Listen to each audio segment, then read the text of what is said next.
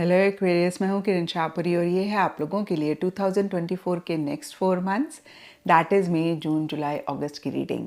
और अगर आप 2024 के फर्स्ट 4 मंथ्स या फिर लास्ट 4 मंथ्स की रीडिंग देखना चाहते हैं, इस वीडियो के एंड में और नीचे डिस्क्रिप्शन बॉक्स में भी आपको लिंक्स मिल जाएंगे, आप उस पर क्लिक करके देख सकते हैं।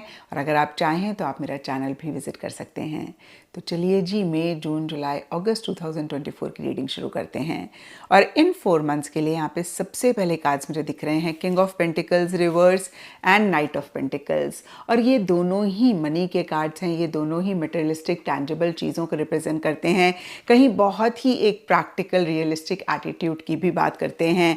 और कहीं देखिए इन 4 मंथ्स के मिड तक ऐसी ही एनर्जीज आपकी रहती हुई दिख रही हैं। कहीं इन 4 मंथ्स के स्टार्टिंग में मनी, पैसा, मटेरियलिस्टिक टैंजिबल चीज़ों से रिलेटेड हो सकता है छोटे मोटे इश्यूज मसले रहें, जो कि मिड तक ठीक होते हुए दिख रहे हैं। कुछ के लिए ये भी हो सकता है कि स्टार्टिंग में आपके हाथ से पैसा जा रहा है, खर्चा हो रहा है, या फिर किसी भी लेवल पे किसी भी तरीके से छोटे मोटे इश्यूज हैं।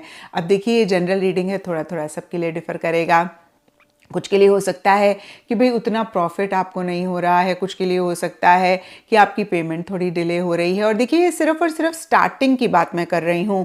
कहीं मिड ऑफ दीज 4 मंथ्स में एक स्टेबिलिटी मनी, पैसा, मटेरियलिस्टिक टैंजिबल चीज़ों से रिलेटेड आती हुई दिख रही है। अगेन देखिए, स्टार्टिंग में जिस चीज़ को लेकर इशू रह रहा है, कहीं मिड तक वही चीज़ ठीक होती हुई दिख रही है। और ये कोई भी चीज़ हो सकती है, लेकिन मनी, पैसा, मटेरियलिस्टिक टैंजिबल चीज़ों से रिलेटेड चीज़ें ज़्यादा रहती हुई दिख रही हैं। एंड यस, कुछ के लिए हो सकता है कि स्टार्टिंग ऑफ दीज 4 मंथ्स में ओवर प्रैक्टिकल रियलिस्टिक हो रहे हैं, या फिर प्रैक्टिकल रियलिस्टिक होना चाह रहे हैं, नहीं हो पा रहे हैं, खर्चा हो रहा है, पैसा आपके हाथ से जा रहा है। और देखिए, ये पैसे का खर्चा किसी भी चीज़ के लिए रहता हुआ दिख रहा है। इनफैक्ट बहुत सारे लोग देख रहे हैं, जनरल रीडिंग है तो सबके लिए डिफरेंट रीजंस होंगे खर्चे के। लेकिन किंग ऑफ पेंटिकल्स के नीचे ट्रैवलिंग का कार्ड है एंड यहाँ पे द वर्ल्ड का भी कार्ड है। तो काफ़ी सारे एक्वेरियस के लिए हो सकता है कि आउट ऑफ द कंट्री से रिलेटेड कोई एक्टिविटी कुछ तो हो रहा है और उसी से ही रिलेटेड खर्चा हो रहा है। यहाँ पर कुछ के लिए हो सकता है कि out of the country travel करने से रिलेटेड कोई एक्टिविटी, कोई चीज़ चल रही है और उस पर कुछ के लिए हो सकता है खर्चा हो रहा है। अदरवाइज इन जनरल ट्रैवलिंग पे हो सकता है खर्चा हो रहा हो। और देखिए, ट्रैवलिंग भी सबके लिए डिफ़र करेगी। कुछ के लिए सिंपली हो सकता है कि आप ट्रैवल कर रहे हैं तो बहुत सारा आप खर्चा कर रहे हैं, या आप बहुत एक्सपेंसिव जगह में रुक रहे हैं, वो एक खर्चा हो रहा है। अब देखिए, अनगिनत सिनेरियोज रह सकते हैं और पॉसिबल ही नहीं है कि मैं आपको बताऊं। बट येस, कुछ के लिए डेफिनेटली मुझे दिख रहा है कि ट्रैवलिंग पे भी खर्चा हो सकता है। अदरवाइज किसी भी और चीज़ पे खर्चा हो सकता है, और कहीं पैसा आपके हाथ से किसी लेवल पे जा रहा है। और कुछ के लिए ये भी हो सकता है पेमेंट डिले हो रही है, या फिर जितना प्रॉफिट आपने सोचा उतना नहीं हो रहा है। और अगर किसी इंसान से एक प्रैक्टिकल रियलिस्टिक तरीके से हेल्प सपोर्ट आप चाह रहे हैं, मनी पैसे से रिलेटेड हेल्प सपोर्ट चाह रहे हैं, तो कहीं स्टार्टिंग में नहीं मिलेगा। और अगर लव रिलेशनशिप के पॉइंट ऑफ व्यू से देखें तो कमिटमेंट, स्टेबिलिटी अगर आप चाह रहे हैं, स्टार्टिंग में नहीं मिलेगा, मिड में मिल जाएगा। तो स्टार्टिंग में अगेन मैं कहूँगी स्टेबिलिटी, सिक्योरिटी से भी रिलेटेड, कमिटमेंट से रिलेटेड इश्यूज रह सकते हैं। एंड ट्रैवलिंग का कार्ड कहता है कि देखिए, या तो आप लिटरली ट्रैवल कर रहे हैं, मतलब एक जगह से दूसरी जगह जा रहे हैं, और आउट ऑफ द कंट्री मैंने आपको बताया एक बहुत सारे प्रोबेबिलिटी रह सकती है, चांसेस रह सकते हैं। अदरवाइज अगर हम ट्रैवल को हटा दें, भाई ट्रैवल नहीं हो रही है, तो एक शिफ्ट आ रहा है, एक चेंजेस भी मैं कह सकती हूँ आ रहे हैं। देखिए, जब हम ट्रैवल करते हैं एक जगह को छोड़ के दूसरी जगह पर जाते हैं, तो इसी तरीके से कुछ चीज़ों को, कुछ जगहों को, या कुछ मेंटल इमोशनल थॉट प्रोसेस को, किसी कनेक्शन को, किसी रिलेशनशिप को, किसी चीज़ को, ये जनरल रीडिंग है, सबके लिए डिफर करेगा, छोड़कर आगे बढ़ रहे हैं। फिर से क्लियर करती हूँ, या तो ट्रैवल कर रहे हैं, और अगर ट्रैवल नहीं कर रहे हैं तो मेंटल इमोशनल लेवल पे कोई एक मूवमेंट, एक शिफ्ट आ रही है, या किसी चीज़ को छोड़कर आगे बढ़ रहे हैं। और कहीं देखिए, मिड ऑफ दीज 4 मंथ्स में नाइट ऑफ पेंटिकल्स का कार्ड कहता है कि आप पॉज ले लेंगे, आप रुक जाएंगे। तो ये जो शिफ्ट है, ये स्टार्टिंग में रहता हुआ दिख रहा है, एंड आगे जाके कहीं फिर आप बिल्कुल रुकते हुए दिख रहे हैं। एक स्टेबिलिटी, एक सिक्योरिटी आ रही है, डीपर लेवल के लिए कॉम्प्रोमाइज का कार्ड है। तो हो सकता है कि स्टेबिलिटी, सिक्योरिटी को लाने के लिए कुछ कॉम्प्रोमाइज़ आपको करने पड़ रहे हैं, आप कर रहे हैं। एंड दूसरी बात, नाइट ऑफ पेंटिकल्स का कार्ड कहता है, जैसे मैंने आपको भी बताया, आप पॉज ले रहे हैं, आप थोड़ा सा चीज़ों को समझना चाह रहे हैं। इस टाइम पीरियड पे आपकी सेफ्टी, आपकी सिक्योरिटी आपके लिए बहुत बहुत अहम रह सकती है। और देखिए, हमने देखा भी कि इसी से रिलेटेड स्टार्टिंग में छोटे मोटे इश्यूज़ थे। हो सकता है आपके कुछ ऐसे एक्सपीरियंसेस रहे जिन्होंने आपको सिखाया, या फिर जिनकी वजह से, या अदरवाइज भी आपको लगा कि बस स्टेबिलिटी इज़ प्राइम इम्पॉर्टेंट। पहले थोड़ा सा फाइनेंशियली, मटेरियलिस्टिक तरीके से, या फिर कमिटमेंट, स्टेबिलिटी की वजह तरफ से सिक्योर हो जाओ, तब आगे बढ़ेंगे। और इस टाइम पीरियड पे अगर कोई अच्छी अपॉर्चुनिटी भी आए ना, आप बहुत सोच समझ के लेंगे। और कहीं देखिए, जब ऐसी एनर्जीज़ में हम रहते हैं तो अपॉर्चुनिटी को मिस भी कर देते हैं, क्योंकि सेफ सिक्योर होके चलना बहुत अच्छी बात होती है, लेकिन टू मच जब ऐसी एनर्जीज़ हो जाती हैं ना, तब कहीं हम अच्छी अपॉर्चुनिटीज़ को मिस करते हैं। आगे चलकर फिर रियलाइज़ होता है तो परेशान होते हैं। तो यहाँ पर मैं आपको यही कहूँगी कि सेफ्टी सिक्योरिटी पे फोकस कर रहे हैं, बहुत अच्छी बात है, लेकिन टू मच ना करें कि आप अच्छी अपॉर्चुनिटीज़ को भी ना अवेल कर पाएँ।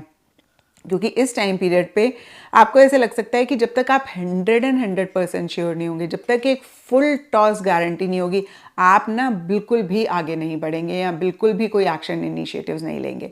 और मुझे ऐसा लगता है एक्वेरियस की कैलकुलेटेड रिस्क लाइफ में लेना पड़ता है अगर ग्रोथ और प्रोग्रेस चाहते हैं। तो इस चीज़ का ख्याल रखें। और देखिए, डीपर लेवल के लिए कॉम्प्रोमाइज़ का कार्ड भी इसी चीज़ को और ज़्यादा कंफर्म कर रहा है। भले ही कुछ कॉम्प्रोमाइज़ेस करने पड़ जाएं, भले ही कुछ चीज़ों को लेट गो करना पड़ जाए, भले ही कुछ एडजस्टमेंट्स करने पड़ जाएं, आप कर लेंगे, लेकिन आप सेफ सिक्योर जब तक नहीं फील कर रहे हैं, आप नहीं आगे बढ़ेंगे। कुछ इस तरीके की एनर्जीज रहती हुई दिख रही हैं। And end of these 4 months के लिए द वर्ल्ड एंड टर्निंग इन के कार्ड्स कह रहे हैं कि सरफेस लेवल पे आप लोगों से कनेक्ट कर रहे हैं, आउट ऑफ द कंट्री से रिलेटेड। इनफैक्ट मैं कहूँगी कि कोई एक्टिविटी, कोई बात, कोई चीज़ होती हुई दिख रही है। अदरवाइज जो भी लोग आपके आसपास हैं, आप कनेक्ट कर रहे हैं, हो सकता है आपको अप्रिसिएशन भी मिल रहा है, रिकग्निशन भी मिल रहा है। और कोई चीज़ अगर आपने स्टार्ट करी थी पीछे और बहुत टाइम से आप एफर्ट कर रहे थे, कंप्लीट करना चाह रहे थे, नहीं कंप्लीट हो रही थी, तो इस टाइम पीरियड पे वो चीज़ कंप्लीट होती हुई दिख रही है। एंड कहीं इस टाइम पीरियड पे कोई एक फेज भी एंड हो रहा है, नया फेज शुरू हो रहा है, क्योंकि वर्ल्ड का कार्ड कहीं एक कंप्लीट फेज के एंड होने की बात करता है। अब एग्जाम्पल के तौर पे, अगर आप पढ़ाई कर रहे हैं, इंटर्नशिप कर रहे थे, या कुछ भी कर रहे थे, तो ये फेज एंड हुआ, अब आप जॉब शुरू कर रहे हैं, that is a new beginning in your life. अगर लव रिलेशनशिप के पॉइंट ऑफ व्यू से देखें, आप डेट कर रहे थे तो कमिटमेंट आ गई, कमिटमेंट ऑलरेडी थी तो शादी की बात चली, मतलब चीज़ें नेक्स्ट लेवल पर जा रही हैं। सरफेस लेवल पे सब कुछ बढ़िया हो रहा है, अच्छा हो रहा है, मतलब क्लोजर्स हो रहे हैं पुरानी चीज़ों के, नई चीज़ें शुरू हो रही हैं, एप्रिसिएशन मिल रही है, रिकग्निशन मिल रही है, आप भी बहुत सारे लोगों से कनेक्ट कर रहे हैं। In fact out of the country से रिलेटेड मैं बार बार कह रही हूँ, कोई एक्टिविटी किसी भी लेवल पे, किसी भी तरीके से इस टाइम पीरियड पे हो सकती है। अगर आप सोच ही रहे हैं ना बाहर जाने की, या आउट ऑफ द कंट्री से रिलेटेड कोई काम, कोई चीज़ करने की, that is also world card की एनर्जीज़। लेकिन सरफेस लेवल पे इतने हर चीज़ में इन्वॉल्व होने के बावजूद, पार्टिसिपेट करने के बावजूद, डीपर लेवल के लिए टर्निंग इन का कार्ड कहता है कि एक जो आपका पार्ट है वो चीज़ों से विड्रॉ कर रहा है, वो कहीं बहुत ज़्यादा खुल के नहीं चीज़ों में इन्वॉल्व हो रहा है, या फिर वो थोड़ा सा बैक सीट ले रहा है, विड्रॉ कर रहा है। तो फिर से मैं कहूँगी कि कहीं एंड ऑफ दीज 4 मंथ्स में सरफेस लेवल पे एक्टिविटीज़ भी हो रही हैं, आप कनेक्ट भी कर रहे हैं विद इन द कंट्री या आउट ऑफ द कंट्री लोगों से, और कहीं एप्रिसिएशन, रिकग्निशन मिल रही है, पुराने टास्क कंप्लीट हो रहे हैं, जो भी चीज़ पे आप फोकस कर रहे हैं, कहीं वो चीज़ें कंप्लीट होकर नेक्स्ट लेवल पर जा रही हैं। Everything is going fine surface level पे, लेकिन कहीं मन किसी भी चीज़ को पूरी तरीके से एंजॉय नहीं कर पा रहा है, या फिर आप थोड़ा सा अंदर ही अंदर इमोशनली लो फील कर रहे हैं, इसके बावजूद कि सरफेस लेवल पे चीज़ें बहुत अच्छी हो रही हैं, और कहीं आप उस तरीके से चीज़ों को नहीं एंजॉय कर पा रहे हैं जिस तरीके से अच्छी चीज़ें आपकी लाइफ में हो रही हैं। थोड़ा सा एक मोनोटोनस एनर्जीज मैं कहूँगी, या फिर एक इमोशनली लो फील आप करते हुए दिख रहे हैं, अच्छी चीज़ों को आप इंजॉय नहीं कर पा रहे हैं, या मैं ऐसा भी कह सकती हूँ मन से इन्वॉल्व नहीं हो रहे हैं। एक्सटर्नली हो रहे हैं, सब कुछ कर रहे हैं, लेकिन आपका मन कहीं नहीं इन्वॉल्व हो रहा है, कहीं मन से एक खुशी, हैप्पीनेस आप नहीं महसूस कर रहे हैं।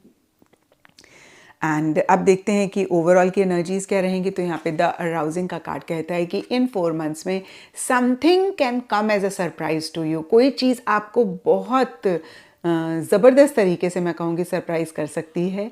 और हो सकता है कि ये सबके लिए एनर्जीज ना रहें, कुछ के लिए रहें, लेकिन किसी न किसी तरीके का सरप्राइज टू द एक्सटेंट कि कुछ लोगों के लिए एक शॉकिंग वाली भी एक न्यूज़ है, एनर्जी है। अब ये शॉकिंग वाली भी सबके लिए डिफ़र करेगी, कुछ के लिए पॉजिटिव, कुछ के लिए नेगेटिव। हालांकि देखिए, कार्ड कोई भी नेगेटिव नहीं है, तो मैं नहीं कहूँगी कि नेगेटिव कोई चीज़ हो रही है, बट येस, कोई ऐसी चीज़ जिसके लिए आपने उम्मीद खोई थी या आप एक्सपेक्ट ही नहीं कर रहे थे, आपको लग ही नहीं रहा था कि ये भी चीज़ हो सकती है, वो कोई चीज़ होती हुई दिख रही है। और इस कार्ड का अगर हम लिटरल मीनिंग देखें तो कहीं शॉक, मतलब शॉक लग रहा है कि अरे ये कैसे हो गया। अनप्रेडिक्टेबिलिटी, जो चीज़ प्रिडिक्ट ही नहीं कर सकते थे, जो चीज़ सोच ही नहीं सकते थे, वो हो रही है।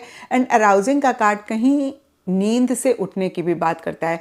तो किसी चीज़ को लेकर अगर आपने गिव अप कर दिया था, या आप ने फॉर ग्रांटेड लेना शुरू कर दिया था, या आपको लग रहा था कि ये होगी ही नहीं, तो उससे एकदम से एक अराउजिंग, मतलब आप उठते हुए दिख रहे हैं। बोलते हैं ना, नींद से आँख खुली है, तो एक आँख खुलती हुई दिख रही है, अवेयरनेस, रियलाइजेशन, एक अवेकनिंग सी भी आती हुई दिख रही है।